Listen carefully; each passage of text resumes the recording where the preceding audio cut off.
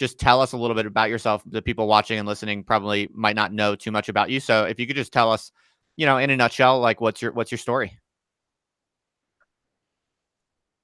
Oh God. Well, currently I'm a writer and theorist and film director. This is my 10th book. I've also directed a few films as well. I have a background. I graduated from Skidmore College in New York, and I have a fairly strong background in athletics. After college, I played professional basketball for a year in Europe, and then I was involved in finance. I owned a real estate company and a real estate and mortgage company in Boston for about 6 or 7 years after college. And then I just decided that really wasn't what I wanted to do. And then I started writing, and I've been doing that for now 6 or 7 years. And I actually live in South America. That's why I've had trouble getting on. The Wi-Fi down here is terrible. And that's it. So this book is I don't know if John mentioned, but it's the first of a trilogy that John and I are calling the hyper-modern trilogy. And the first segment is hyper-modernity and the end of the world. And that's basically it in a nutshell. It's definitely longer than that, but that's it in a nutshell. And thank you very much for having me on. I really appreciate it. Yeah, definitely. So John has actually been on my YouTube show in the past. So some listeners might know a little bit more about him. So Sure. given that, I think maybe we'll just carry on a little bit more with you, and then we'll talk about both of you guys and the book.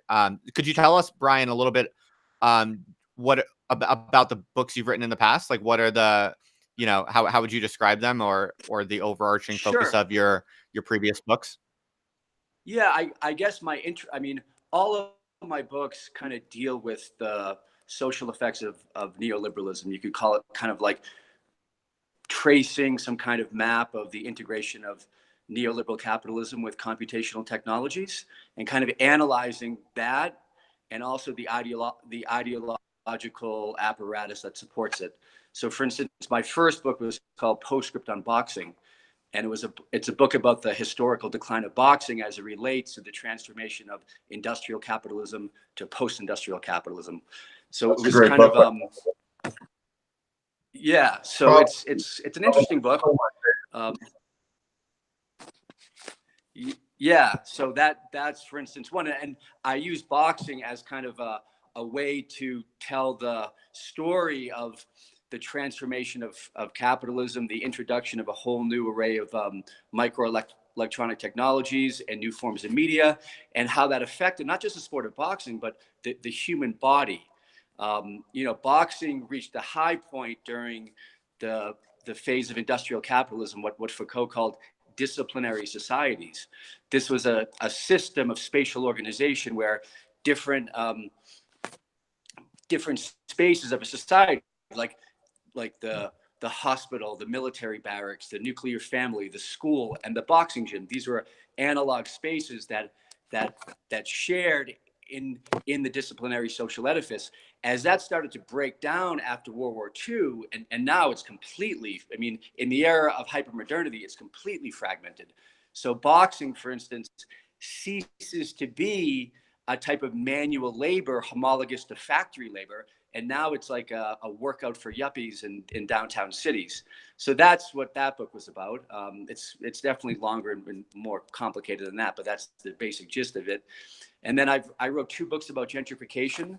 The more interesting one is called "There Is No Such Thing as Boston: Gentrification and the Disappearance of a City," and that's basically similar in the sense tracing. One of the things that we talk about in this book is how hypermodernity is a system of cities. It's not even though we are seeing a nationalist reactionary backlash right now, Trump is a perfect example of that. Ultimately, the nation state is in big trouble right now. It cannot contain the flows of capital and technology. And it's essentially, so what's replacing it is a system of cities.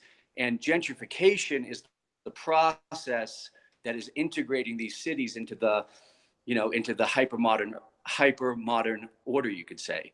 So that was that book. I wrote another book called The Meaning of Trump, which was published by Zero Books. And that was an analysis of the Trump presidency, how his election was a response to the trajectory of neoliberalism since the 1980s. So have most of your books wrote, been published by like traditional publishers or self-published or combination? A couple have been, like, for instance, Meaning of Trump was published by Zero Books, which is a British publisher, but the majority of them have been self-published. Yes. Yeah. Cool. And what has your experience been like with that? Having a little bit of experience in both worlds, and also because you write about these topics and reflect about these topics, the effects of technology and the fragmentation of culture. These are also recurring themes on my show and what I tend to write a lot about also myself. So we would be interested to hear a little bit maybe about your experience. That's something that I talked about with John also last time we talked is just experiences and reflections on how publishing is changing. Yeah. So I don't know if I totally understand the question. You want to know about how? Oh yeah, no, that wasn't really a well phrased question. It was more just a general prompt to let you know about some other kind of clusters of themes that are live and game for us to also discuss as they come up. So that's cool. That's cool, Brian. That was a good kind of summary of your own kind of background and who you are. And you're calling in from South America right now. Is that right? I am. Yes, I'm in Peru right now. This is where I live now. Right. That's pretty cool. I think John told me that you made some money in business and then you decided to fuck off to South America and live expat intellectual life. Is that the narrative here? It's kind of like that. Maybe not quite that simple, but something like that. Yeah. And how do you find that? I really love Peru a lot. It's a great country, great people. It's beautiful land. I own a business down here as well, or a center, and I'm actually, at the moment, I'm in the Sacred Valley outside of Cusco, but I live in the city of Iquitos, which is the major city of the Peruvian Amazon. It's a city of about 500, 600,000 people. And it's I'm actually working on a book about the history of Iquitos. It's a very, very interesting city. It has, interestingly enough, in the late 1800s, up until about 1915, Iquitos was an incredibly important city because it was the major producer of rubber for the entire world. So it was almost like a mini Silicon Valley for about 20 years. I mean, not quite like that, but something like that. And then as the rubber industry, as they started to make synthetic rubber and as seeds were exported to Southeast Asia, the rubber market in the Amazon essentially collapsed. And Iquitos was kind of, it totally collapsed from its glory years. And now it's kind of seeing a little bit of resurgence right now. But it's a very interesting place, and I really like living there. And I do get back to America about twice a year to visit because I'm very close to my family. But yeah, no, it's Peru's a wonderful country. It really is. All right, awesome. So good to know a little bit more about you. I guess we should talk about the book then. Sure. I did have some time to read through it. Definitely looks like an interesting and ambitious project. Maybe we could just start by you folks could tell the listeners and watchers just briefly in a nutshell what the book is about and kind of its main thesis or theses. All right, let me step in here and just describe basically what's going on is that there are these three structurally distinct epochs. There are, of course, more of them before that, like if you count the Enlightenment and so forth, or Foucault's Sovereign Age, which is even before that, which are modernity, post-modernity, and now hypermodernity. Each one has its own internal structure, kind of like a geological epoch. In the age of modernity, the transcendental signifieds, or the iconotypes, as I call them, Derrida calls them transcendental signifieds, were transformed and interiorized into something called the hyperdimensional object, which is a simultaneity of enfolding space and time together into a single object that you cannot perceive with your five senses. You have to infer it. So at first it started as a very abstract art, and a lot of people just didn't get it. It was the shock of the new. Now we see it hanging on the walls of dentist's office, all taken for granted now. But then that epoch, the epoch of modernity, which really came out of the Haussmannization of Paris and the transformation of Paris into, as Walter Benjamin called it, the capital of the 19th century. As it remained all the way down through modernity to post-modernity, where the art world then shifted to New York. And once you get a tectonic shift as a center, a new place comes in. Now you have a new epoch because there are new rules to the game now. And Paris just didn't get contemporary art. Paris, for all its philosophical greatness, provide us with Foucault and Derrida and all these guys, but they didn't get contemporary art for some reason. And there's a huge irony here because the Germans were the first to understand it, coming out of Dusseldorf with Joseph Beuys and all those guys in that work, Gerhard Richter. They were, for the first time, the Germans had always been seen as cultural laggards. They always seemed to be behind all the developments that were going on in Europe until post-modernity with contemporary art, where simultaneously the art world shifted to Dusseldorf with Joseph Beuys and to New York, of course, with the abstract expressionists, Mark Rothko, Jackson Pollock, and all that. So we get post-modernity. And that unfolds, and the entire world interior of post-modernity is the shopping mall. I grew up in the shopping mall. That is the retail space that originally came out of the arcades of modernity, as Benjamin talks about in his Arcades project. So that was the world interior there, and everything was based on analog technology. Now, once the internet came along in 1995, notice that the shopping mall just disintegrated. And now we have all these rotting relics, like the Rust Belt, where we had something happened there that is just now made up of ghosts. It's all gone. Same thing with the creation of the internet as the new world interior of hypermodernity. And you can call it whatever you want, meta-modernity. One guy calls it digimodernism. But they all pretty much agree that a shift has taken place here in the mid-90s that we've been in for the past 20 or so years to hypermodernity, where we have this world that is based on de-worlded individuals, to borrow a term from Heidegger, individuals who are cut off from their localities and their world horizons, and they exist as signifiers or avatars inside this world interior now. So everyone's an avatar now. It's an age of narcissism, selfie sticks, likes, and so forth. And everyone is sort of has to fend for themselves, and we have the disintegration of community everywhere. This wouldn't have come along. There wouldn't have been any need for Facebook if community had not already been disintegrating. Exactly. Exactly. These technologies came along for a reason. Yeah, so that's the go ahead, Brian. Facebook didn't disintegrate community. Facebook is a sign that community had already been disintegrated. You know what I mean? It came in after the fact. We can blame it on Facebook, and of course, Facebook radically accelerates that collapse of the local, that collapse of the place. But the fact of the matter is, the local, the place, the concrete, this was in big trouble for a while, and Facebook kind of comes about to essentially alert people that it's no longer there. So yes, absolutely, John. So real quick, I'm getting some feedback from the audience that Brian, your mic might be a little bit low. So either if you could turn up your volume on your mic, or make the mic more sensitive, or just move your face closer to the mic, or just speak louder, whichever you prefer. Okay, sure. So how would your concept of hypermodernity be different than what most people have in their mind when they think of postmodernity? Do you want me to take that, John, or do you want to go? Yeah, no, I thought he was asking you. That's why I go ahead. Either one or both.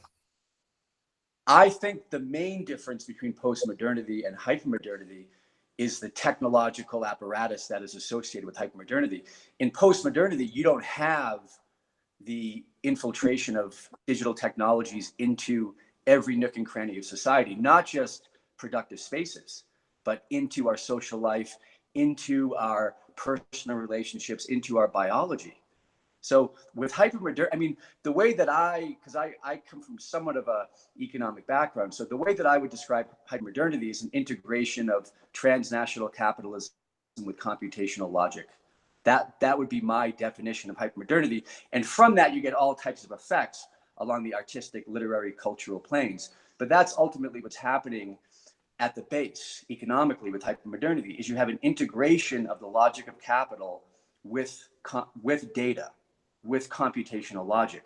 And when these two things come together, initiated with the release of the internet in 1995 to the public, this is when hypermodernity as a era starts to gestate, starts to mobilize. And now that we're in the second decade of the 21st century, I mean, it is here.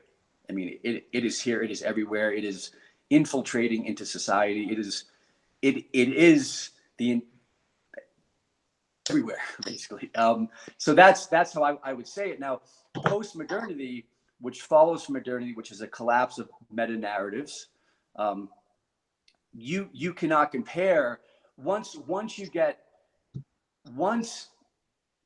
this kind of technology becomes available to society, I mean, smartphones, you're walking around with the computational power of a NASA computer. I mean, the average guy in the street is doing this now. What happened in the 1950s?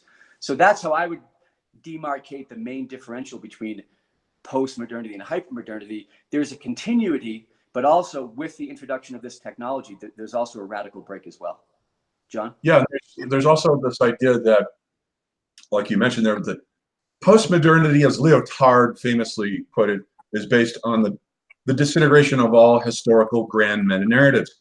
They are no longer to be taken serious because look what just happened, you know, with World War II, with everybody competing with these grand meta-narratives. So they became delegitimized. People stopped writing books like Spengler's Decline of the West, totalizing encyclopedically learned tomes explaining the entirety of the whole planet. That became regarded with skepticism. And so those kinds of scholars really just disappeared. The world-renowned, very well-read scholar who knows something about everything disappeared in post-modernity for the most part, except for a few rare examples like Marshall McLuhan and Joseph Campbell. Those guys are a little different. But in hypermodernity now, I don't think that this is the case anymore. Irony has kind of gone out the window now. People are genuinely looking for meaning and looking for new grand meta-narratives that will make sense out of what's happening. So there's a new faith and trust in grand meta-narratives there. They're no longer dismissed. And so that's one of the big structural differences. So am I right to sense that your book, Hypermodernity, is your own attempt, to both of you, to kind of usher in your own type of a bit, yeah, Spengler-esque, yeah, grand meta-narrative? These epochs, you know, that kind of thing is regarded as old-fashioned, I suppose. But really, in hypermodernity, there's an all-inclusiveness about hypermodernity. It sort of has inherited the West's entire signifier overload tradition as a giant junkyard. Think of Anselm Kiefer, you know, at La Repoque. It's a giant junkyard of signifiers that we can draw from at any time. You can pull out any art style you want, such as the artist Mary Church. She was very good, incredibly talented at channel surfing through any art style you can think of. Realism, surrealism, abstract expressionism. That's the type of artist that we find in hypermodernity, where it's not just one single style. These are not one-trick ponies anymore. So there's that difference, and it's a very big one, this cultural overload and this junk heap that you can pull from. You can pull grand meta-narrative out of that junk heap, make use of that. Let's take another look at it. Art styles and all that. So this totalizing inheritance of all the West signifiers, and the facility of artists and thinkers to make use of them in very concrete ways and to produce very concrete results. So that's very different from the postmodern distrust of those things. Yeah, that's a good point. Also, when you think about it technically, the internet is widely associated with causing a variety of different fragmentations, which are severe, and that's certainly happening in some sense. On the other hand, if you think about what it's like to write or to think or to speak as an intellectual with the benefit of the internet, so long as one kind of gives oneself over to the unique forms of research and archiving and assemblage that digital tools allow you to perform, if you fully give yourself over to that and you don't allow yourself to be kind of beholden or tamed or kind of domesticated by more traditional notions of how to write or how to produce, then in a weird way, like, the intellectual activity actually becomes more smooth. You actually it's less fragmented. It's actually easier to write books that take a grand sweep, or that unify or synthesize a variety of different disciplines, it's actually easier to do that now than ever. So in a weird way, there's kind of these countervailing pressures of fragmentation, or, kind of centrifugal forces, and kind of synthetic universalizing possibilities, or centripetal forces at work all at the same time. Do you sense something like that? Yeah, people are looking for narratives. I mean, that's the thing. They want now a grand totalizing narrative. And we get things like, is the possibility with all the world's cities are in process of disintegration. Eventually, they will be flooded under sea levels, rising sea levels over the next 2 or 3 centuries anyway. So there's a basic mistrust there, and a disintegration of these cities, and the entire thing, the entire planet now, though, has been unified by this technology. The Earth exists on the inside of technology for the first time ever. It's been totally captured by the human Umwelt.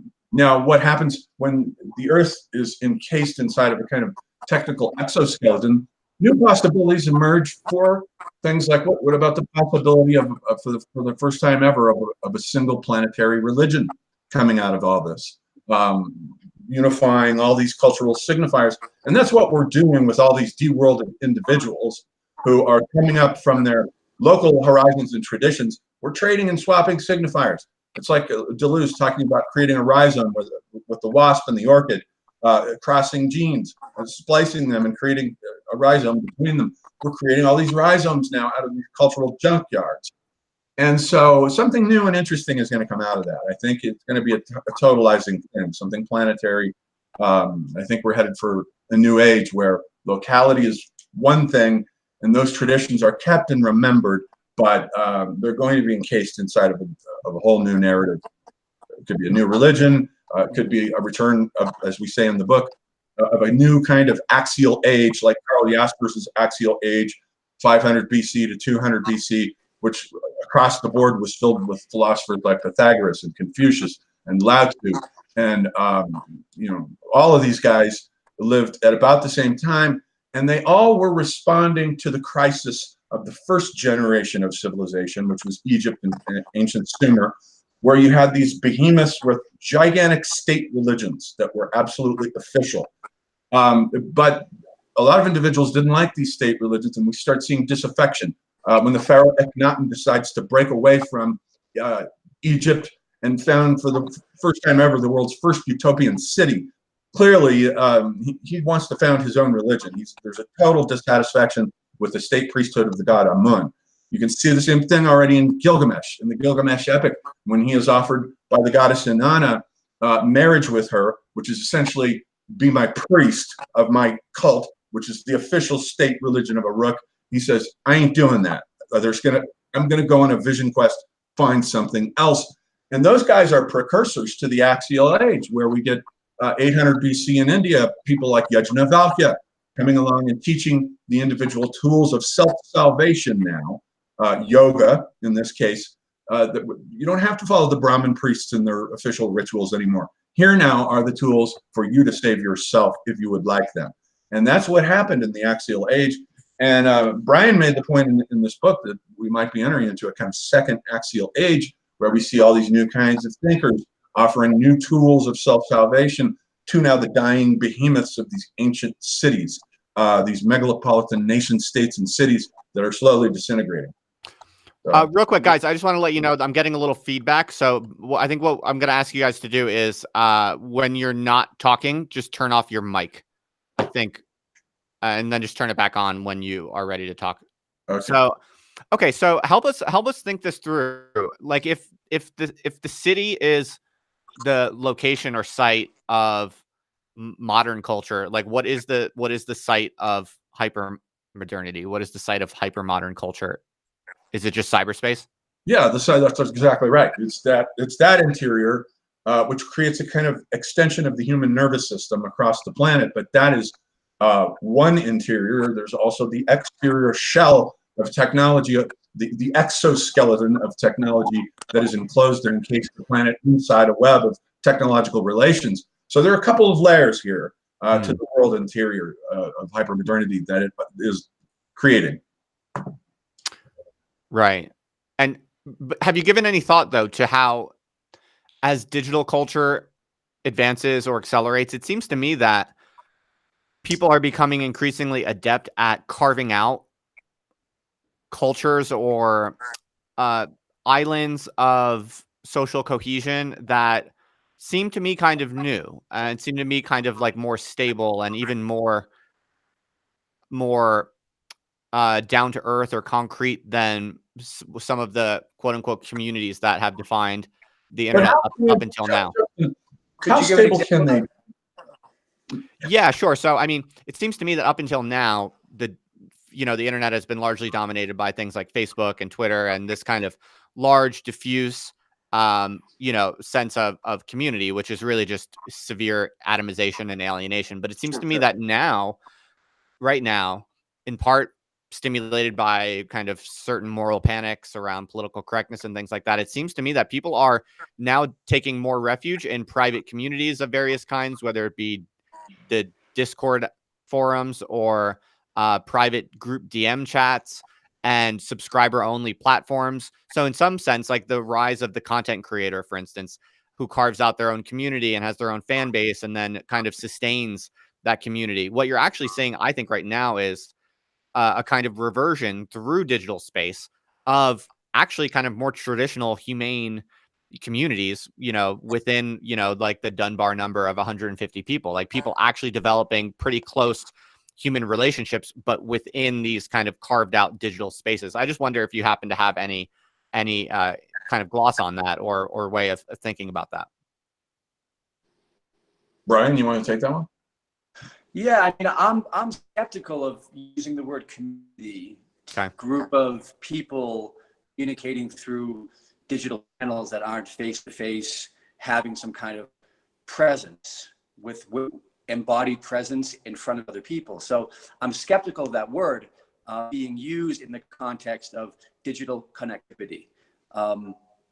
However, I do agree with your point that these social media giants absolutely not in any way, shape, or form community, and they are in the process of fragmenting, and people are looking for new places where they can find people of like minds to connect and be a more intimate level than Facebook. However, that I don't think is any substitute for an actual community. That's how I would answer that question. Yeah, nothing could be more ephemeral than a flash mob, right? I mean, that's got to be the most ephemeral social formation ever, where you signal that everyone's going to be at a certain place and do something like raise their hand or whatever, and then they all disappear. And that's the smallest, most ephemeral possible human community, and it's very unstable, very liquefacted, very, very much liquefied, to use Zygmunt Bauman's term. And I share with Brian the skepticism about the creation of stable communities. It does seem like we're seeing a fragmentation and atomization of different communities that are at war with each other. Social justice warriors, the alt-right, the identitarians in Eastern Europe also don't seem to me to be particularly stable either. They're kind of like flash mobs. They get in, light a fire, signal it on the internet, and then leave. So that's the kind of phenomena I think that's new here that we're seeing. Yeah. And in Byung-Chul Han's one of his books, In the Swarm, he differentiates between the crowd and the swarm. And the crowd is a group of human bodies coming together. It could be a union protest, or it doesn't even have to be a protest. It's just some kind of collective presence. And this has an interiority, as a soul. Whereas the digital swarm is a collection of individuals that have absolutely, there's no collective soul to that. So any digital community is ultimately mediated by A, flows of technology, and B, not necessarily, but usually flows of capital. I mean, a community on Facebook, for instance, Facebook is ruthlessly aggregating all of the users' data to sell to advertisers. The fact that Facebook, this is ideological propaganda at its most intense. The fact that Facebook can call itself a community or a place where friendship can be made, this is an outrageous statement if you really think about it. There is nothing about historical idea of friendship or the historical idea of community that has absolutely anything in common with the business logic of Facebook. Zero. And I would extend that to boutique digital communities as well. I mean, they may not be quite as ruthless as Facebook. They and I absolutely acknowledge that, and it's certainly better than some of these large social media corporations. However, I do think it is problematic ultimately to refer to these new collectives, these new digital collectives as being communal in any real sense of the word community. That being said, you know, this is what people have to do today because of because of what these technologies have in society. People have no choice. So I mean, I don't fault any for doing that. I mean, this is the choice that has been given to us by the system, by the technological system that is in place right now. However, I think it should be said, this is far from an actual community. It's very interesting. Just from my experience living in Iquitos, which is very close to the jungle, very close to, you know, old jungle pueblos. And when you see a real community in action, I mean, I grew up in a suburb of Boston. And yeah, it was a community, you know, we'd play Little League and play youth sports and, you know, you knew everybody and it was fine. But to come to the jungle and see what a real community looks like, it's actually incredibly eye-opening. I mean, it was a breath of fresh air to be around. You almost can't even believe places like that exist anymore. I was telling a friend of mine that on the street that I live in Iquitos, and I live in downtown Iquitos, which is a fairly big city, but I walk out of my apartment and there's a guy there every day who sells fruit from like a fruit stand. And I'm just trying to think, like, is this even, like, it's almost like a miracle that a person like that can even exist in the year 2019. So I'm kind of off track here, but I also wanted to one more thing about the axial age. You know, another interesting thing about Iquitos right now is that it's kind of the epicenter of the global ayahuasca market. There's probably, I don't even know how many centers are in the area of Iquitos right now, but you have hundreds of people coming down to Iquitos every day to participate in ceremony, to drink various different plant medicines. And I absolutely see on the ground level some axial age-ish energy gestating right now, that there is absolute, and people who are coming down are from all walks of life. They're, you know, Valley programmers, they're working in London, just whatever. They're just everyday people.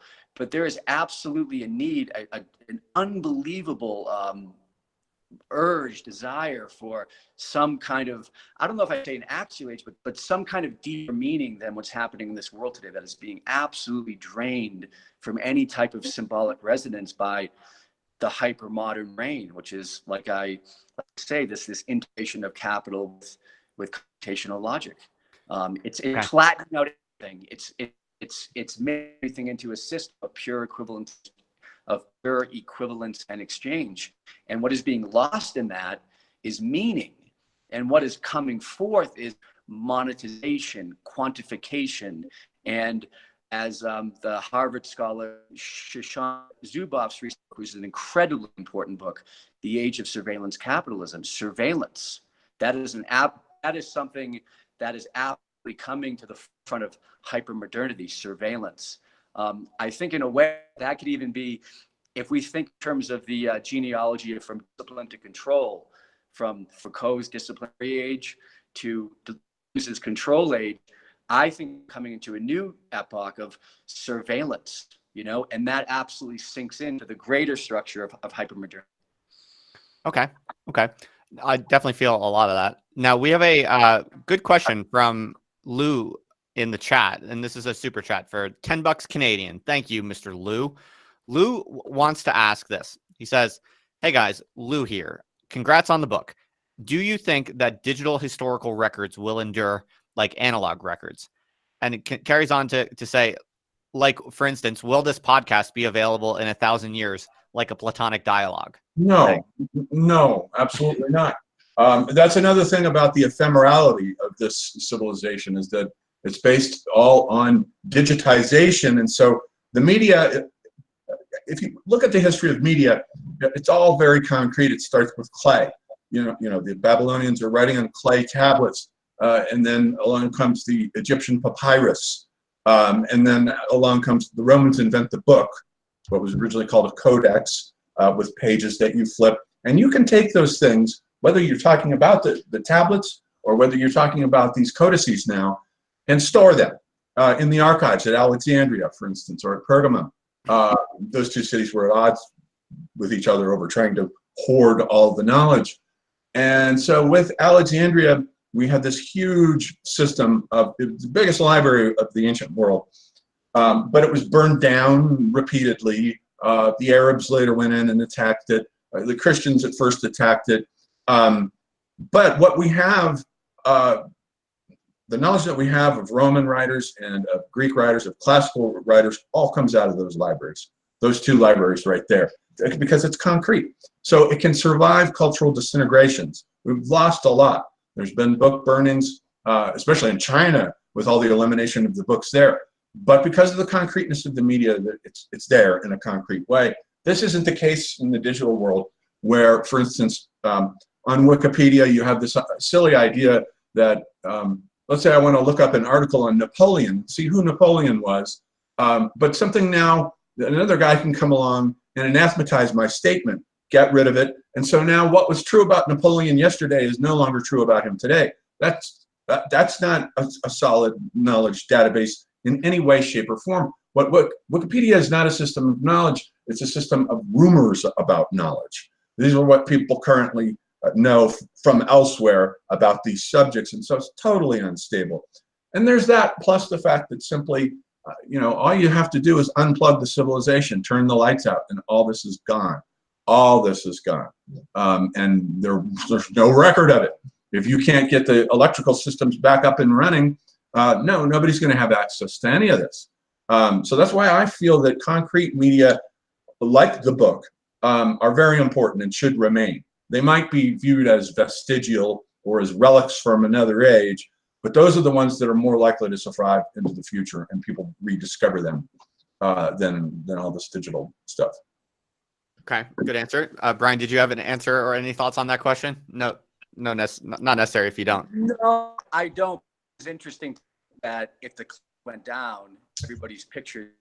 I mean, I don't that we've been persuaded to think this technology is so solid and eternal, and it's really not. I mean, I think an old photo album might be it. I think people are waking up to the fact that this technology might not be as stable as we've been led to believe, just to further John's point. So I personally, we're talking on digital technology right now. So yes, it's fine. There's something about it that's interesting and useful. I think ultimately there has to be some kind of we have to preserve analog technology in some way, shape, or form. We have to. I mean, we can't just merge with the cloud. We can't right. I recently had a personal experience of a miniature dark age, in the sense that I had all these albums on Google Play that I had recorded on Google Play, which I figured since it's Google, it's going to be there. This is going to be a stable thing here, so I can upload album after album, discussion after discussion about Heidegger, Deleuze, and Guattari. I went through all the great German philosophers, Kant, Fichte, Schelling, Hegel. All that stuff was on there, and then all of a sudden I get a notification from Google recently that we're shutting down Google Play. And I was like, well, how do I get access to those files then? And they're like, too bad, so sad. That was their initial attitude, but I think they must have gotten a lot of complaints because they changed it and made it possible to go back in and download your stuff. So I had to go through a very tedious process of going back in and downloading all my stuff. But that's an experience of what I'm talking about. My whole knowledge database could have just been blinked from existence right there with that little mini event. So that's the kind of situation that we're in here. Right. I think that in the early era of all of this, all of these companies were very liberal and come store your data here, come post your pictures here, and it was all fine and well, and kind of everything goes basically. And as we've seen over the past couple of years, that is not really the case anymore. And John just gave a concrete example of that. They can just turn it off. And, you know, we're starting to see some more policing of speech. We're starting to see that this stuff that was free, so to speak, really isn't. And it comes with a whole set of baggage that people didn't really sign up for when they initially did. So the digital utopia that I think reached the high point in 2011 with the Arab Spring and Occupy Wall Street and the Iranian elections, I don't think it's working anymore.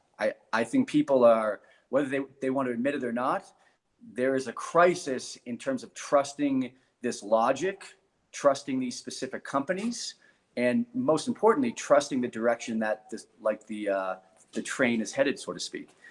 One of the things that we talked about in the book that you probably read, you know, was Elon Musk give an example, and this is pretty common across the leadership thought of of a place like Silicon Valley. But he gave an interview earlier this year where he basically said that the historical trajectory of the human race is to merge our neurological topography with the cloud. I mean, that to me is horrifying. I mean, horrifying. And it's horror. And I'll tell you why it's horrifying. I mean, I guess hypothetically, I'm open to, you know, technologically developing myself, possibly. I mean, this is not something that I would just say yes to, but it's something that I'm hypothetically open to. I'm not open to merging my neuronal composition with a transnational corporation that's going to steal my neural data for profit. That's what I'm not open to. But what's interesting about Musk is how he speaks of it in such ideological terms. I mean, ideology, the great definition of ideology, and this is where Zizek has done so much to inform all of us, you know, any symbolic order is constituted by a series of gaps and openings. In other words, things don't add up. Things don't make sense naturally. And ideology is a system that fills in the gaps. It makes sense of an inherently unsensible world. And this logic that human beings are going to eventually merge with computers, with networks, with the cloud, I mean, this is ideology at its purest. This is pure ideology, because the fact of the matter is the train is on fire. The train is, I mean, the car is crashing into the wall, and we're giving a message that once we merge with what I found so interesting about that interview was that in one sense, Musk says, if we don't merge with this technology, there will be essentially a collective genocide of the human race, because this technology is so powerful, it won't have any use for us. But then on the other hand, it's like, you have to merge with it. So it's like, so to translate that in simple terms, you have to merge with the thing that's going to kill you or else. So I find this to be unbelievable that the people who are interviewing him just, hey, okay. Like, there was no real question of this direction, that the direction that technology is taken, and it's absolutely aligned with the reproduction of capital, that we are not questioning this in a radical way. And to be honest with you, I think we're starting to do that. But it's just, you know, in 2010, 2011, when we reached this high point of digital utopianism, people would say, digital technology is going to change the world. It's going to make the world a better place. It's going to make it more egalitarian, so on and so forth. And people would say, yeah, absolutely. You say that today, no one believes it anymore. They might shake their head and say, yeah, sure. But no one really believes it anymore, because it's just not the case. Well, you know, I think where I disagree with that is, and this is why people call me, you know, what you would call an accelerationist, is that while I sympathize with a lot of that, it seems to me that even if one were to agree with all of your sentiments and one wanted to kind of cultivate a future other than just kind of merging with the machines as you describe it, the problem is that all of the potential or all of the opportunities for any type of resistance to that seem to be themselves predicated on precisely this kind of acceleration of the mega machine. And I think, like, look at us as an example, right? I mean, you guys wrote an awesome book, which is totally self-published. You're kind of leveraging the cutting edge of contemporary publishing technology, just uploading to Amazon.com, for instance. We're using Google and YouTube to have this radically decentralized and autonomous conversation where we're talking about exactly what we want and only what we want. We're totally free. We're building a kind of authentic community of some kind, however mediated and that might be, and with whatever caveats that might require. So what I'm getting at is like, I have a lot of sympathy. I have a lot of the same sympathies as you do, and in trying to kind of resist the alienating coldness of kind of hyper technologized neoliberalism or whatever you want to call it, in trying to create something better or different, look at what we're doing. We're essentially we're at the very cutting edge of technological possibility. We are the ones who are accelerating our kind of increasing imbrication, if you will, with the technological mega machine. And so that's why I think I'm much more of a determinist on this point, but I'm also much more optimistic about it. I actually think that this accelerating technological advancements that that on the one hand we're all kind of horrified by, the more creatively we're able to repurpose it, like the better it is essentially for us. Like we're able to do amazingly liberating, creative and cool things, as long as we acknowledge that we are the ones who are accelerating the mega machine. Yeah, but I don't think we really are. I mean, I'm somewhat sympathetic. I am somewhat sympathetic with your point and accelerationism in general. But first of all, I don't think we're really the ones accelerating the machine first and foremost. I think we might have the illusion that we are. But no, I mean, I'm also well aware that we are all part of a process that's happening. So I think that, I go with the philosophy of go with the flow, man. Kind of take each day as it comes, go with the flow and see what happens. So I mean, what I'm pointing out simply is that given the example of Elon Musk, is that there is something about that logic that's scary. That's something that should be questioned. And that is part and parcel of what we are terming the hyper-modern era, that there's a trajectory here of linking human biology, human genetics, human neurology with corporate technology. And that's something that we should be aware of and we should be open about. John, go ahead. We always have this unquestioning attitude about technological development in the West, especially. The West came out of a tradition, which I call the central archetype was the wonder child, which the Greeks invented. Achilles was the first example. The fight between Achilles and Agamemnon isn't over a girl. The fight is between the new generation. Achilles is the youngest warrior there. Agamemnon is this grizzled old warrior, and Homer shows him repeatedly again and again getting the troops in trouble, making one bad decision after the next. And Achilles is clearly the one who should be the leader. So you can already see the shift there from the elders, which the East has continued. The whole tradition of respect, filial piety and respect for the elders, and the wonder child in the West with this faith that technological development is something that is absolute. And Neil Postman used to point that out. He used to say, every time a new technological development comes into being, people get excited about it and they say, what new world will this make for us? But the one question they never ask is, what way of life will this new technology undo for us? And are we good with that? For example, singing in pubs went out with the television. You put a television in a pub, nobody's singing in a pub anymore. So you have a concrete example of a new technology disintegrating a miniature community. John, forget about singing. No one's even talking to each other in pubs anymore. Forget about singing. Yeah, exactly. I mean, and that's the problem. People just staring at forget about singing. Shifted even to that, the creation of your own private bubble. You become a microsphere that has no relation to the macrosphere cultural world around you. These technologies unplug individuals, actually, and we get the illusion that they're uniting people, but they're really not. They're putting them into a private space.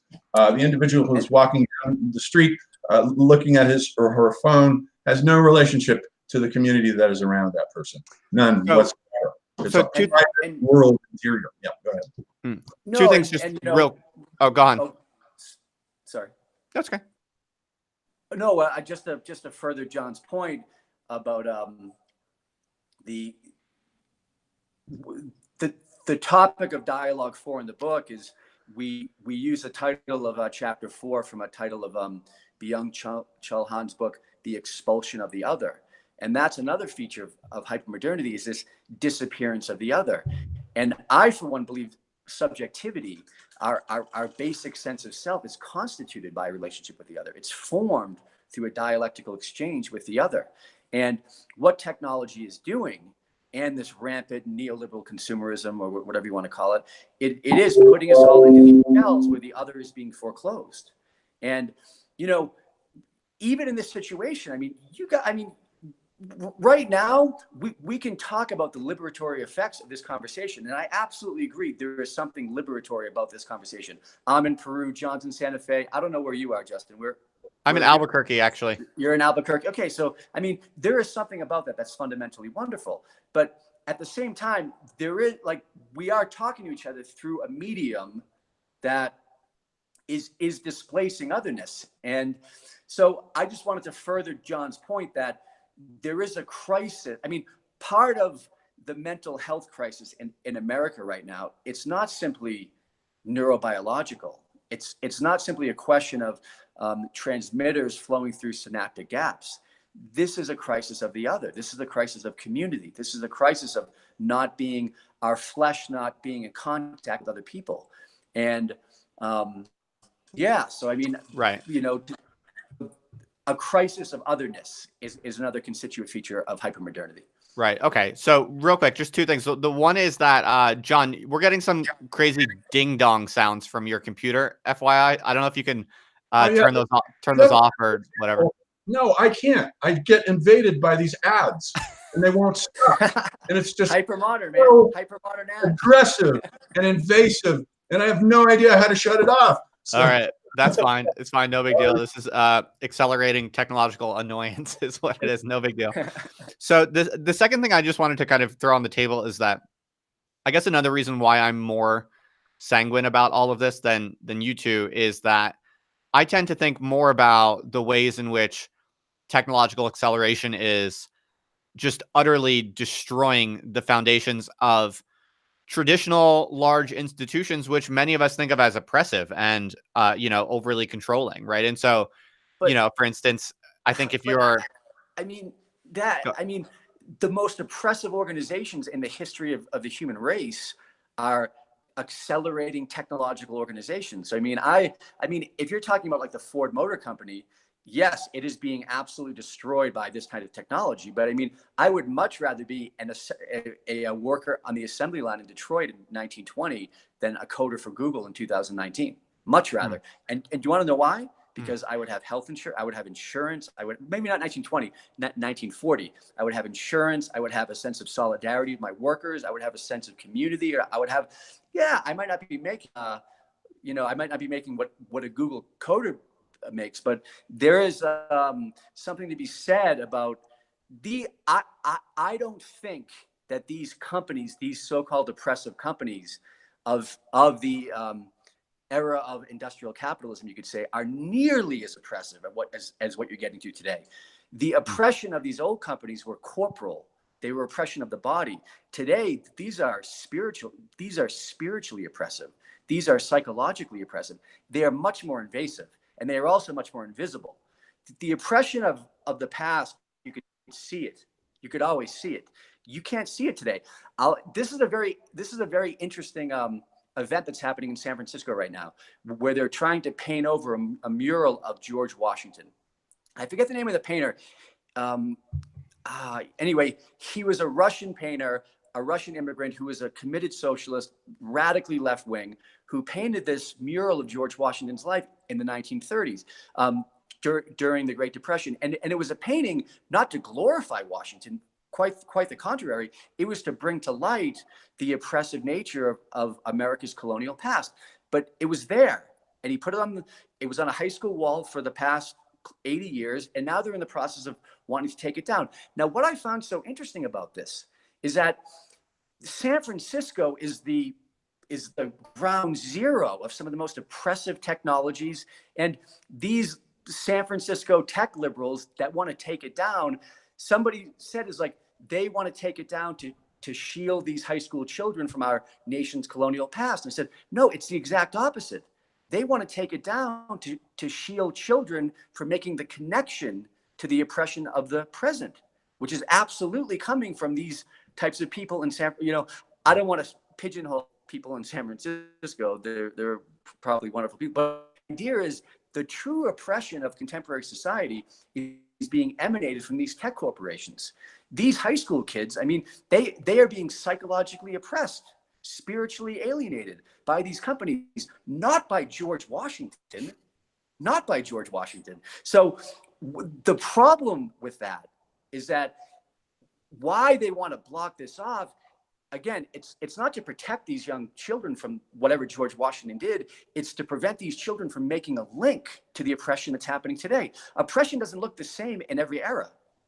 The oppression of a mining company or one of these brutal corporations of industrial capitalism operates in a completely different way from Google or Amazon or whatever, one of these. So things happen in different ways. So sorry to interrupt you.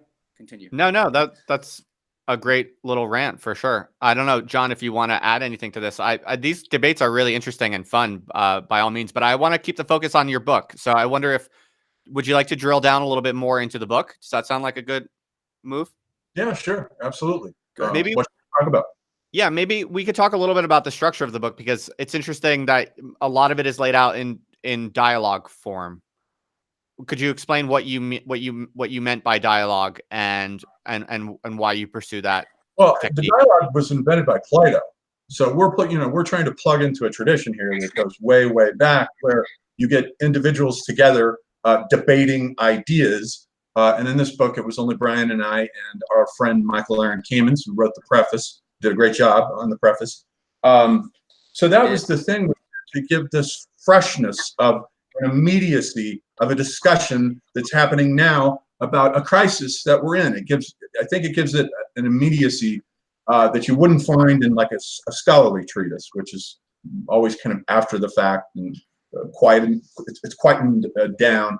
But we wanted it to have this emergency status. The artist Joseph Beuys, one of his last actions was to put a coyote inside of an ambulance in New York and drove the ambulance to the building, brought the coyote up in order to retrieve this idea of how men used to communicate with animals. But the ambulance symbolized the fact that it was an emergency.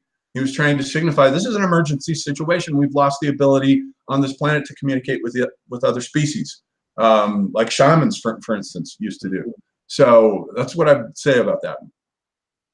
As far as the dialogue format goes, that's what we were thinking anyway. And it isn't all just dialogue. There's writing in there as well. I wrote most of the introduction. Brian wrote most of the epilogue. And then Michael Kamens wrote the preface. So there's actually a variety of literary species in the book. Although you're right, it is mostly dialogues. Right. And so how did you actually produce it? Did you just take turns taking stabs at it? Did you plan things out in advance together? We did the whole thing over Skype.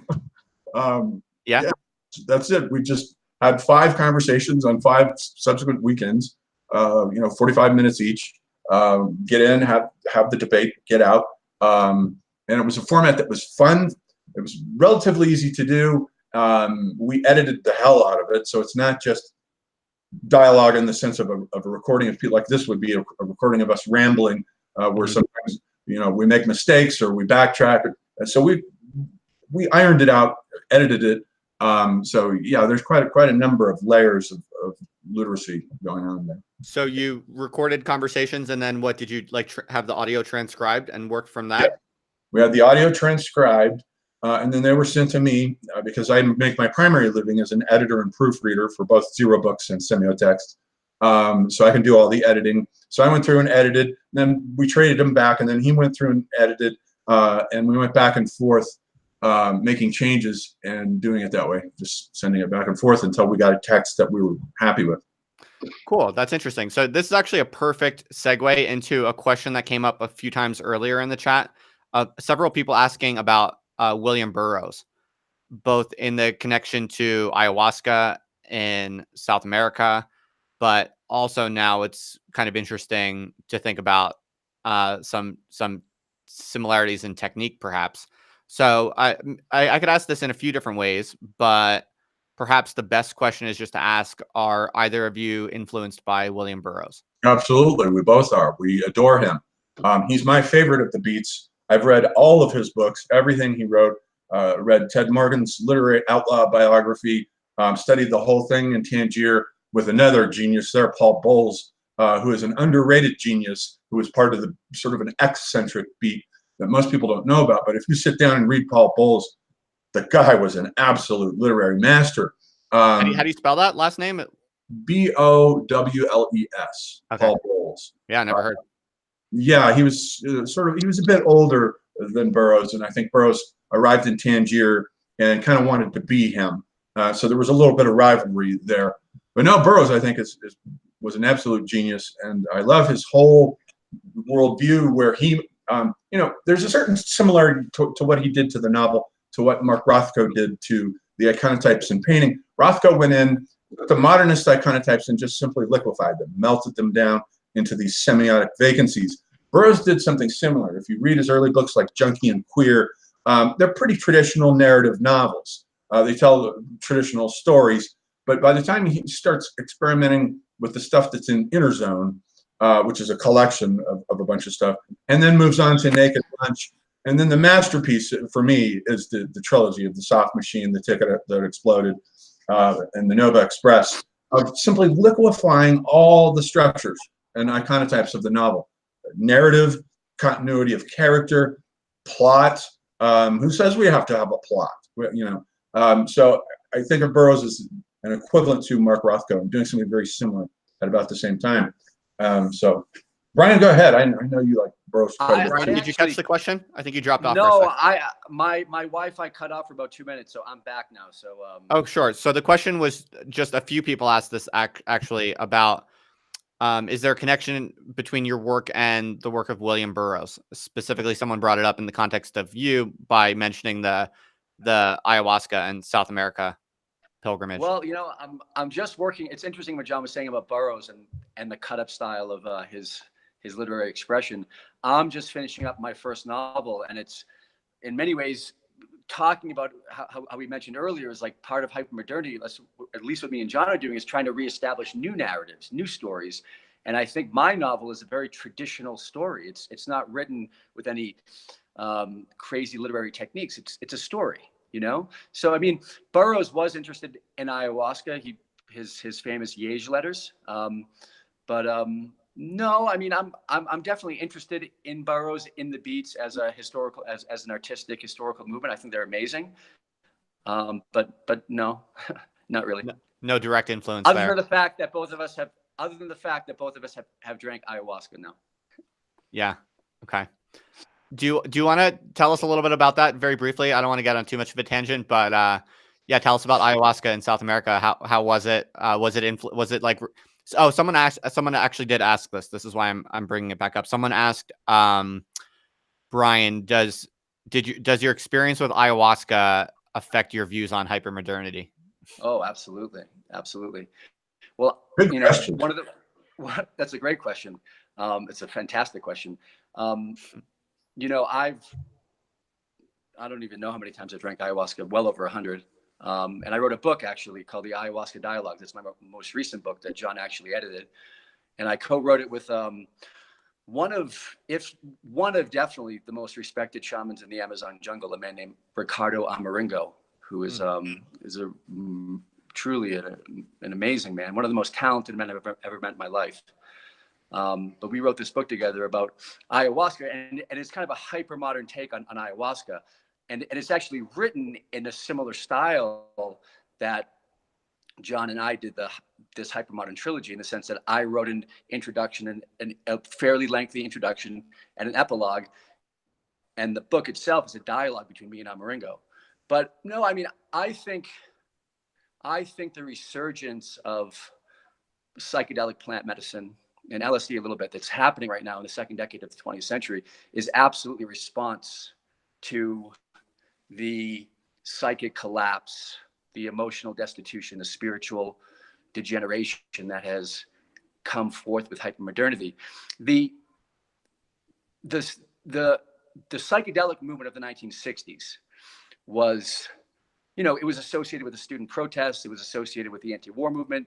It was associated with, but really, at least the way I read it, this was a time when the disciplinary model was collapsing. This was a time when the model of industrial capitalism was on its last legs. And what happened with psychedelic in the 60s was opening up psychic space for some kind of new model. And unfortunately, that new model gestated into neoliberalism. I mean, there is such a link between the psychedelic culture in California and the mobilization of the microelectronic technologies of Silicon Valley in the 1980s. I mean, all these people were involved with psychedelia.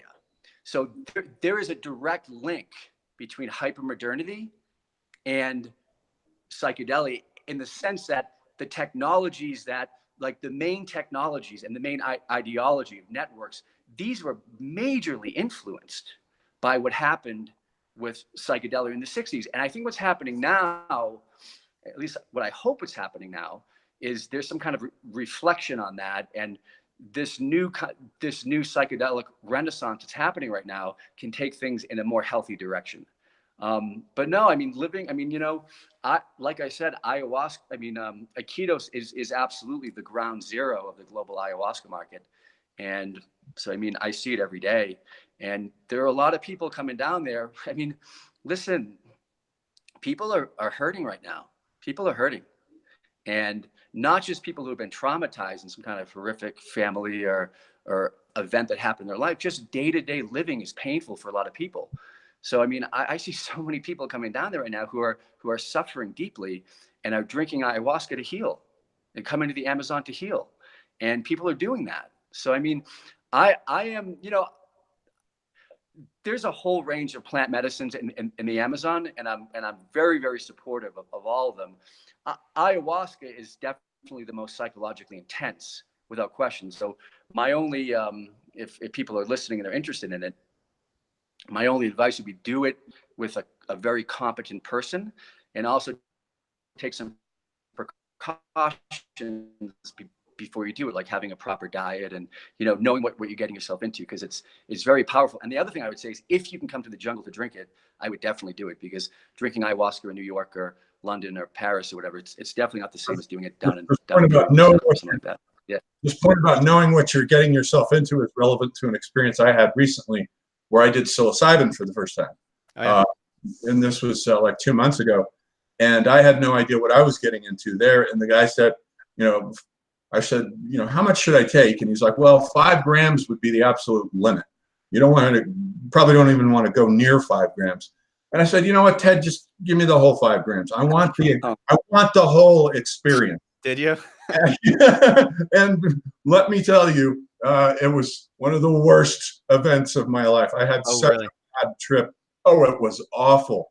I became paranoid, and these things are psychomimetic sometimes. They can mimic states of mental illness. Like, I could look out at the world and see how a paranoid person sees the world. Wow. And that's how it felt for a while, for about an hour and a half, something like that.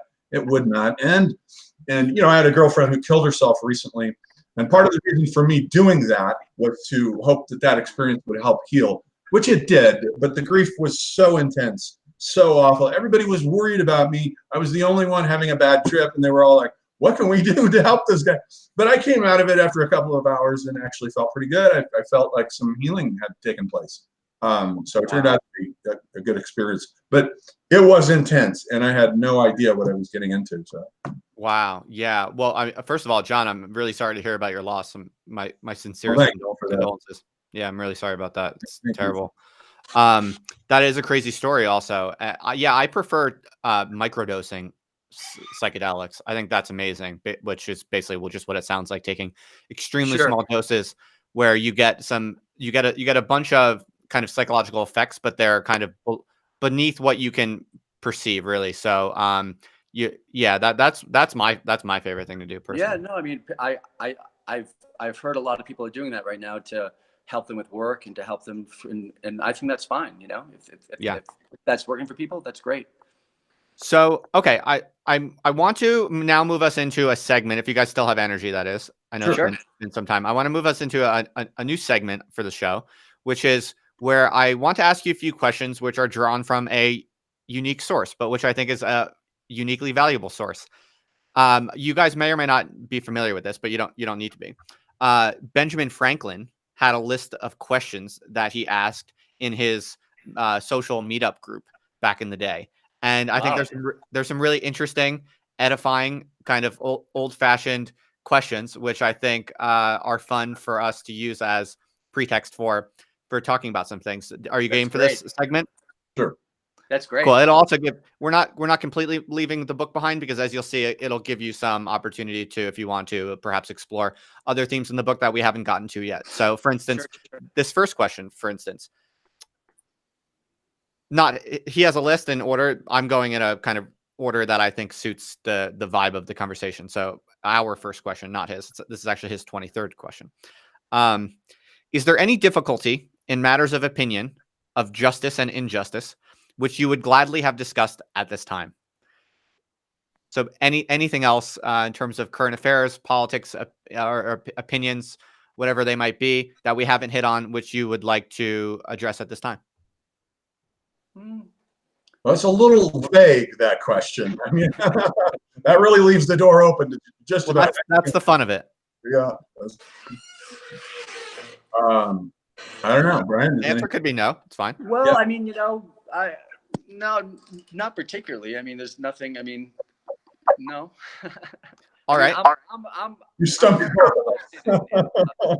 I'm definitely interested in global politics, and I'm definitely interested in what's happening in the world. So there's a lot of things that I could comment on, but there's nothing particularly right now that strikes me as me wanting to speak about it. But no, that's good. No problem. That question I think is nice, because it just kind of gives you an open-ended opportunity to get out, on the table anything that perhaps you wanted to that I didn't necessarily bring up. So that's fine. That's perfectly fine. Here's another one which works surprisingly well in the digital age, given that we have a active live chat going on from people Sure. watching the show.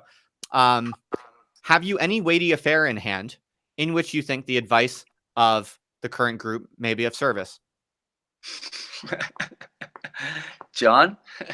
Another vague question too. I mean, well, you can. I mean, you have fans and audience members watching and listening right now. Maybe you want to solicit their opinion or advice, or just some basic feedback from them or from me. Up to you. Interpret it how you please. You gotta love Benjamin Franklin, man. You know, he's you really do. Nerve, the guy. You know what's funny?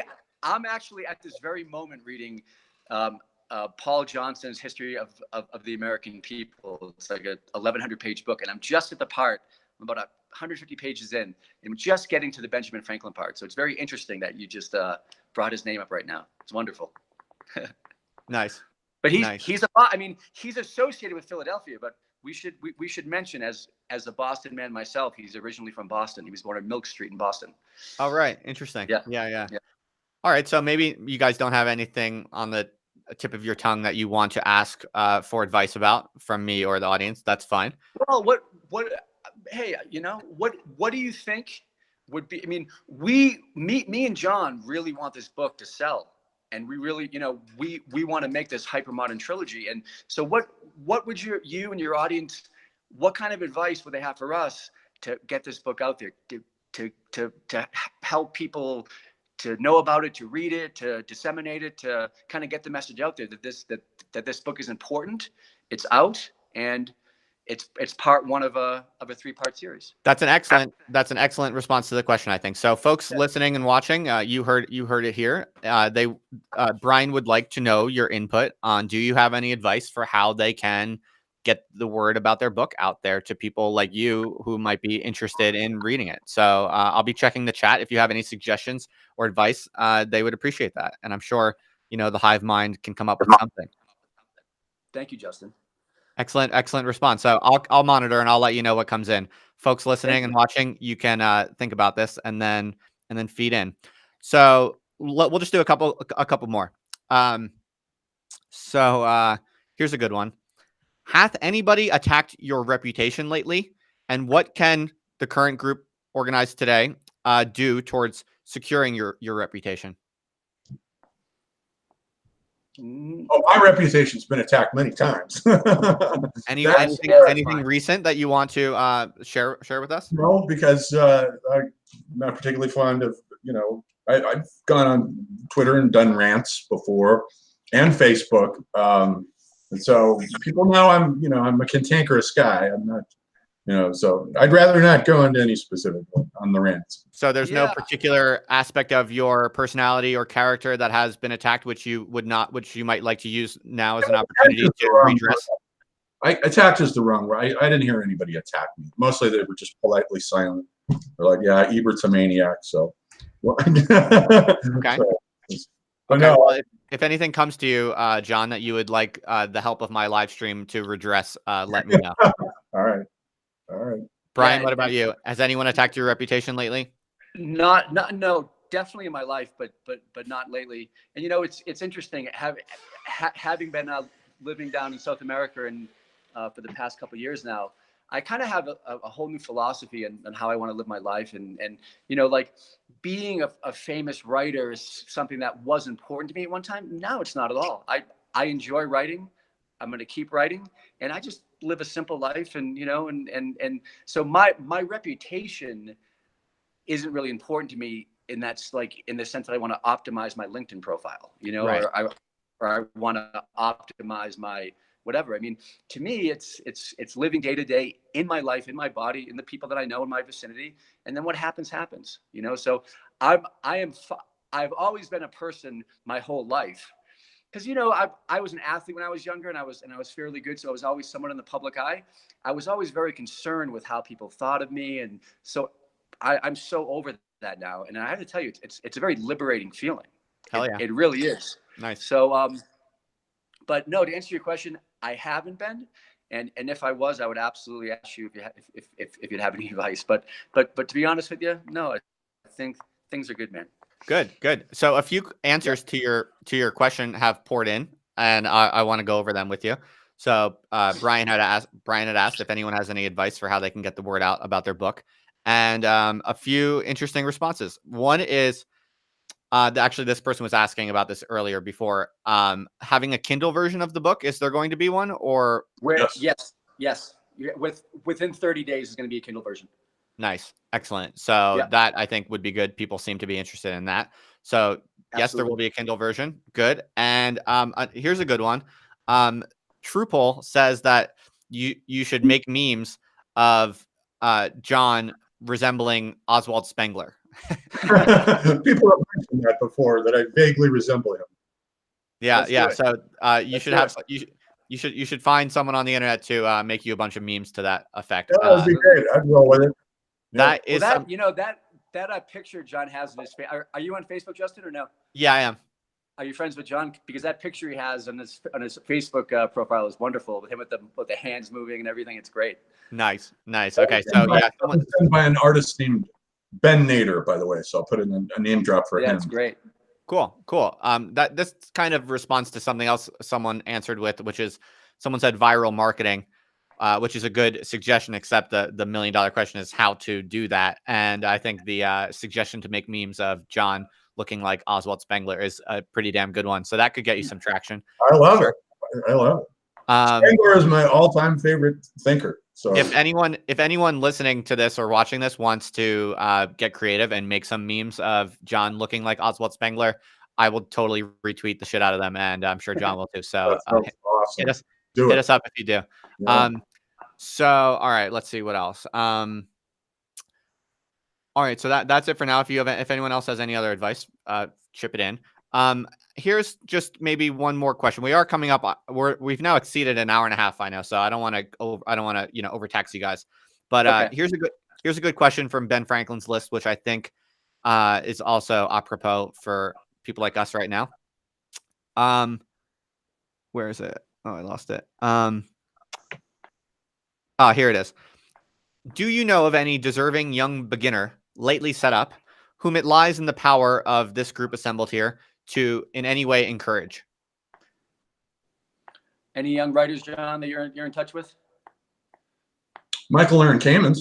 Yeah, He's an extraordinarily talented poet who lives in Los Angeles, who's written one book so far called Absences, absolutely brilliant. And the new book is called Clouds, which is even better. But that's not out yet, though. It's not out yet, no, but it will be this summer. So that's what he's working on now. And that book is so good that I would compare it to The Howl of this generation. I think it's as good, as extraordinary, as amazing as the effect that Howl had when Ginsberg read it in San Francisco, and everyone was blown away by it. So, and what was the title? Clouds. Clouds. And what's his story a little bit more generally? Like give us a brief spiel about the author. Michael is a psychotherapist. He graduated from Pacifica. His background tends to come out of a Jungian world, and he knows the hell out of the entire history of psychology. He's read everyone, he knows everyone, and that's his daily practice and his job, and that's what he does. And so he also works on the poetry. So that's kind of where he's at. But he's going to be big, trust me. He's going to emerge. And also the art of Mary Church, I think. My girlfriend who committed suicide, I think it's in the process right now of being discovered, and I think she's going to be very famous. And I think she's like the Van Gogh of hypermodernity. She shot herself like Van Gogh did, very young, 28 years old, an absolute wunderkind. This girl was painting like Picasso at the age of 14. She was a total wunderkind. And so I have all of her work. I've inherited it, and I'm working on a book about it. It's going to be a long process. And I actually, when it comes to asking for help, I actually need help with the photography of the book because, I bought this little digital camera, but I can't get the lighting right. I can't get the focus right.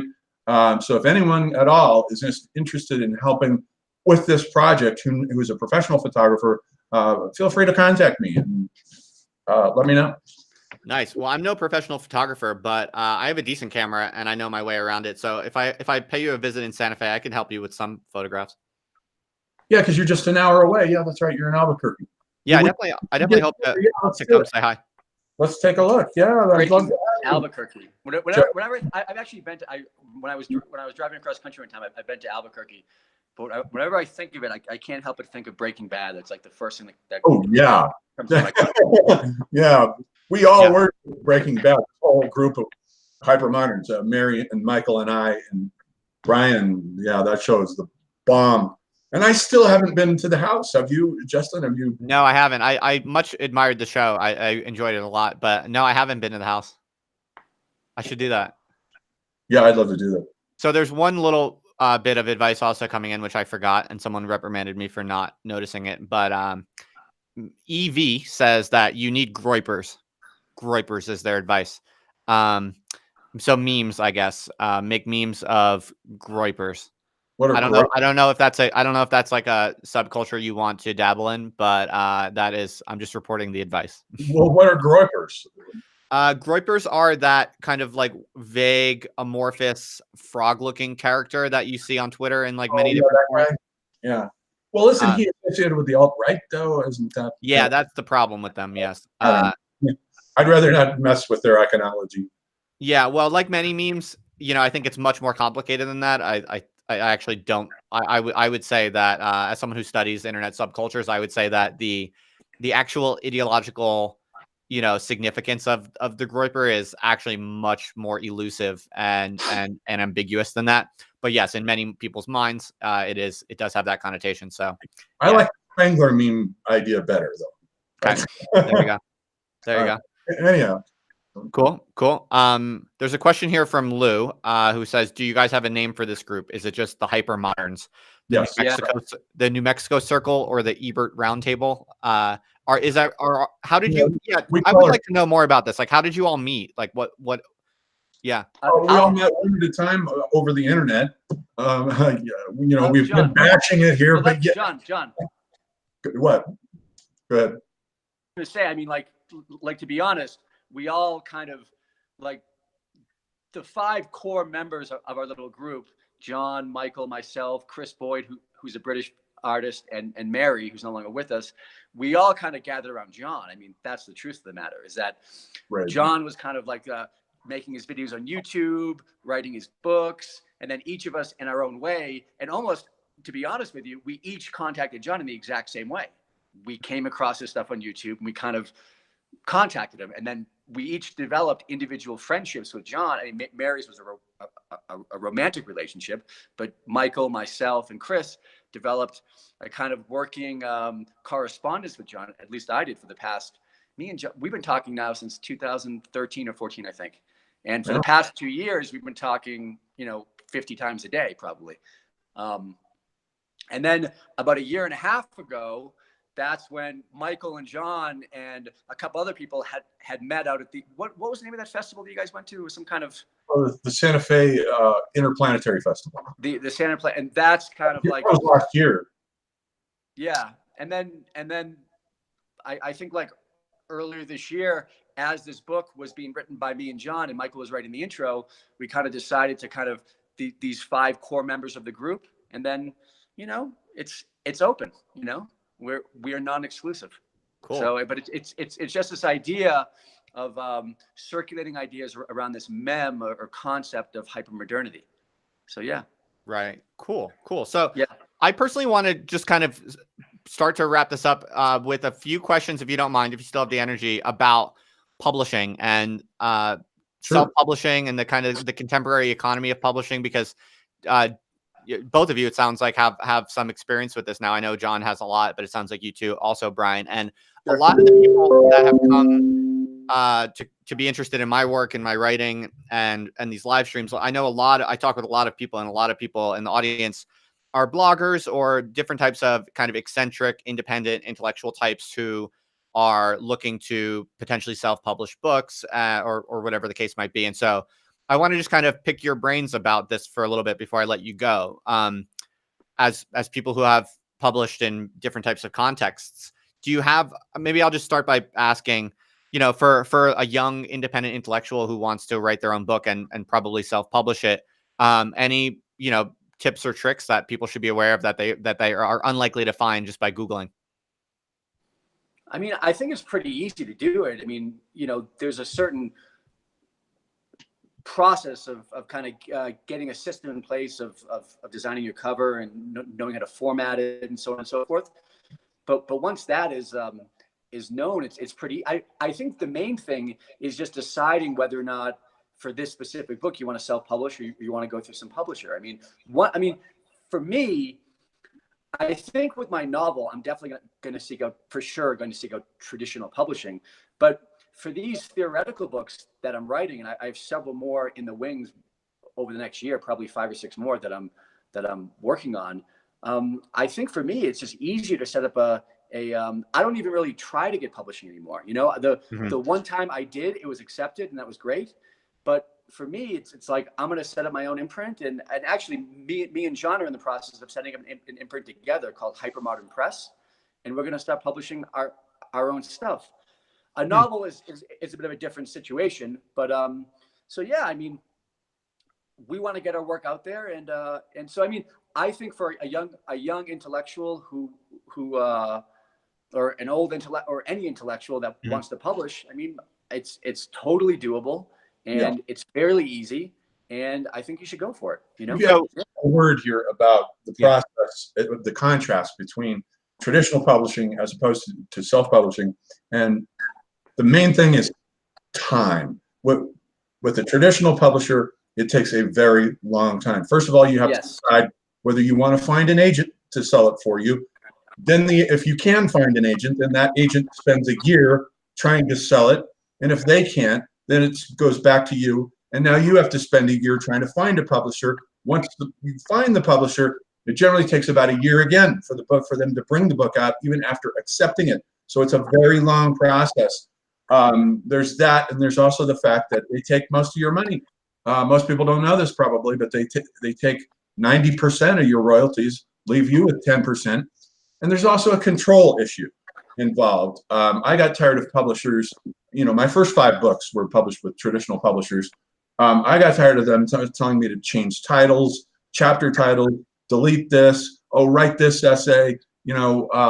I just got tired of that, and I liked the idea of having complete, total creative control. So I taught myself the process of using InDesign, which is an agony for me. It's, I throw tantrums at it, very difficult. And I taught myself how to do the covers, but I don't have any graphic design skills, so the covers aren't that great, but it doesn't really matter. So I taught myself how to do everything myself. So what you get from me is just 100% me. There's been no creative interference whatsoever. And that has been the same for our Hypermodernity book, by the way. I think that if we had gone with a traditional publisher with the Hypermodernity book, I think it would not be the same book. They would have made us change things, delete things, move things around. And Brian and I would like having control. We know what we're doing. So that's the thing. It depends on what you want to do. But, the benefit of going with a traditional publisher is ultimately you might sell a lot more copies. Maybe it'll be a bestseller. So there's always this huge temptation to wait out the process, the gamble, and then see if they can market it for you and make you some real money. And in most cases, it's just simply not going to happen. You're going to wait 3 to 4 years, it's going to come out, and you'll be lucky if it makes a dime. I mean, that's just the reality of how this market works. It's extremely difficult to make a living as an intellectual publishing books. People don't realize that. That's right. And so, Brian, for you, how would you compare your experience with Zero Books to your self-publishing experiences? Tell us pros and cons in that comparison. No, Zero was great. I mean, it was they published my book, The Meaning of Trump. They did it fairly quickly, and they didn't change too much. So it was actually fairly similar for me. But I absolutely agree with John in the sense that that was probably I don't know if it was luck or what it was, but I mean, I think, I think for me, with my theoretical work, I'll continue to probably self-publish or publish under an imprint. I'll probably publish under an imprint with John. That's the plan, and Michael, and that's the plan for the three of us to do under Hypermodern Press. And then for my creative work, I'll definitely seek out traditional publishing for sure. Yeah, I have a question. So, go ahead. So for a small press such as Zero Books, I mean, do they even get you that many more readers than you can get for yourself? Really? No, not really. no. I mean, some of my self-published books have sold more than The Meaning of Trump. Really? Yeah. I mean, how is that even possible? Given that, presumably, you can sell your Zero Books book as much as you can sell your self-published. So, is that saying that literally they give you almost no unique readers other than those you can get for yourself? I don't know. Yeah. I mean, that's a small publisher, so they didn't really have a huge marketing budget to push the book, and that was actually a little bit frustrating for me, to be honest with you, because I actually thought that Meaning of, and I don't know if John agrees with this, but I thought that Meaning of Trump book was one of the most solid analysis of Donald Trump as a president that had it was great. It should have a much wider and by anywhere, in big New York publishers. So I was a little bit sad, I guess is the word. I don't know. I mean, I just thought that book, and Trump's still president, so that book is still totally relevant. Right. But, I mean, I thought that book had a tremendous amount of potential that was not actualized at all. Tremendous. Yeah. So it's money. But it's really revealing to learn that your self-published books sold more copies than your Zero Books.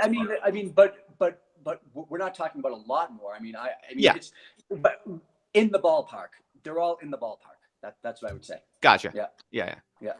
I just want to say this first thing about the marketing here with my first book.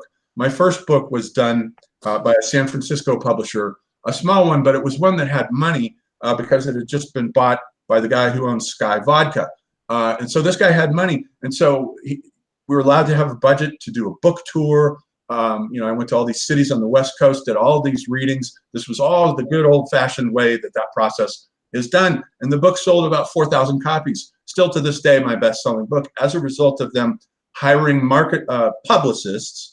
They hired 2 publicists to get me gigs. I was on Science Friday, all these radio gigs and television gigs, but they got to have a budget for that. And most of the presses that we're talking about here, who publish the kinds of things that the three of us are interested in, just simply don't have the money to do it. Yeah. Right. Yeah. So you can't fault Polity or Zero Books or one of these small or Semiotext for not putting up a lot of money. I mean, Right. This is a very niche field, but at the same time, I think it's an incredible. I mean, one of the reasons why I don't make any money writing these theoretical books, maybe a little bit, but it's certainly not. I mean, I own a business down here, and whatever. I mean, that I do other things, but the point is that this work is incredibly important, and I believe in this work very, very, very deeply. What John and I are doing, and what these other people like Franco Barati and Byung-Chul Han and all these other people that I deeply admire. I mean, to me, like theorists in the 21st century, I mean, these are like artists, really. I mean, these are the new artists. And this is incredibly important work. And that's why, for me, I think that I'll be writing theory till the day I die. Truly. I mean, I'm committed to doing this, for the rest of my life. Nice. Yeah, no, and it's no matter of knocking or ragging on Polity or Zero Books or Not at all. Not at all. But it's more like my interest in this is in part because I've talked with firsthand so many people who watch my stuff and read my blog and stuff like that, who are really smart and capable, and they're aspiring intellectuals, and maybe they have a blog, maybe they have a book idea. And I hear from a lot of these often younger people who are really anxious and kind of paralyzed by their aspirations to be accepted by some sort of institution, whether it be a book publisher or grad school or whatever the case might be. And so it's like there are a lot of people probably listening to this right now who could absolutely write a book in the next 6 months, the next 12 months, and it would be good, and people would read it, and people would buy it. And they're not actually working on that book because they feel in their minds they have to get like 0 books to approve of it or something like that. Right. And they experience that as an obstacle and a blockage. And so it's really, really important to share this type of data with people, because people have to realize that actually, like, there's nothing wrong with that. There are advantages, and there can be useful aspects to having a publisher like Zero Books, but they're not actually going to sell any books for you other than the books that you can already sell for yourself. I mean, that's really important data for people to realize. Right. That's right. I mean, they might not, but if they do, it's not going to be a tremendous amount. And at the same time, there's always this thing in the world called luck, right? Where you get so I mean, you can never predict this entirely, but I think what you're saying is generally correct, generally correct. Yeah. And the other idea, if anybody's listening that wants to do this, is get together with a few other people and get your own imprint going, and get a group together. I mean, I think, and this is part of the book, this kind of radical sense of individualization and this it's you against the world. I mean, it doesn't have to be like that, Mm-hmm. I mean, since me and John and Michael, since we hooked up with each other, I mean, there's a feeling of solidarity here. There's a feeling of friendship. Like, we're in this together, and if it doesn't sell, it doesn't sell. The sun rises tomorrow. You know what I mean? Mm-hmm. But we're committed to this work. We're going to keep doing it, and then whatever happens, it's in God's hands, as they say. We do the work, and the rest is not up to us. Yep. Let the chips fall where they may. Let the chips fall where they may. Exactly. Well, guys, this is really fun, and I really appreciate it. You taking the time to talk with me and hang out with me. Was there anything else you wanted to get on the record real quick before we wrap it up? Well, no, I mean, I'm just personally like to say thank you to you for inviting us on. I think this was a great conversation. Definitely. I want to tell people that the link to the book is in the description below this. So if you're interested in the book, go ahead and order it now. The link is right there. So it's on Amazon, so you can buy it directly from Amazon. Yep. And this was really interesting and edifying chat. And we've got 2 more of these coming. So this is just one. We've got the hyper-modern trilogy, is calling it. Right. Absolutely. Maybe actually someone did ask about that. Could you tell us a brief word about what to expect with the other 2 volumes? Yeah, Brian should do that, I think. Well, you want to keep it secret. We don't want to get too into it, but what I will say is that the 3rd volume is kind of much more interested in spirituality and cosmic questions than the political and economic and cultural questions that we address in 1 and 2. That's what I'd say. Okay. All right. Fair enough. Well, that's good. That's tantalizing, but also somewhat, informative. So good. Yeah. Good. All right, guys. Well, thanks again. Let's stay in touch for sure. Let me know if there's anything else I can do to help you guys out. I'd love to see you guys succeed. It sounds like really good work. And I should tell people I did read good chunks of the book. I didn't have the time to read all of it. John was nice enough to send it over to me.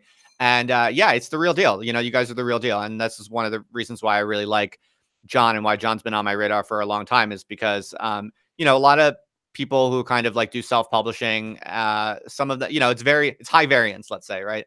But you guys are like legit high level, you know, real deal intellectuals. And yeah, so I'm really glad to see you guys doing what you're doing so independently. I think there's going to be more and more of this. I think we're only at the beginning of this. That's and, really nice to hear, and yeah. it's very encouraging. It's very encouraging. Yeah, thank you, Justin. Thank you very much. Absolutely. I mean, Brian, I don't know if you know anything about my story, but I actually recently left academia.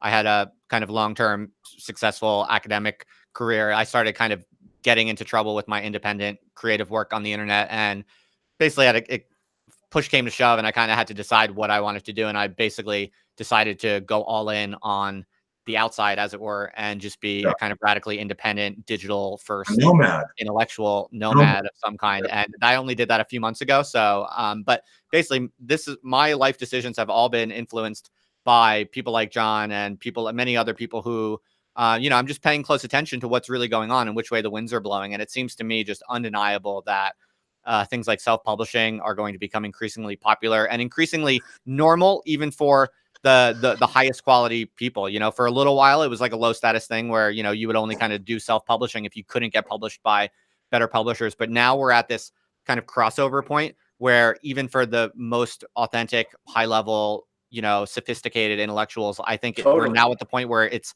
increasingly just the best choice either way. And I think it's a really exciting time. And that's why I'm very interested in people like you all, and why, you know, I'm a huge supporter of projects such as yours. And I'm now embarking on doing similar things myself and trying to also support other people, younger people, especially, who write to me with these types of aspirations. So yeah, it's a really interesting time, and you guys represent kind of the cutting edge of it. So thanks for hanging out with me. You made the right decision. John. Thanks, John. Appreciate that. Well, I'll keep you posted on it for sure. Yeah. All right, I'll let you guys go now. Thanks again, and take care. Okay, Justin. Justin. Bye. All right. See you later. Bye-bye.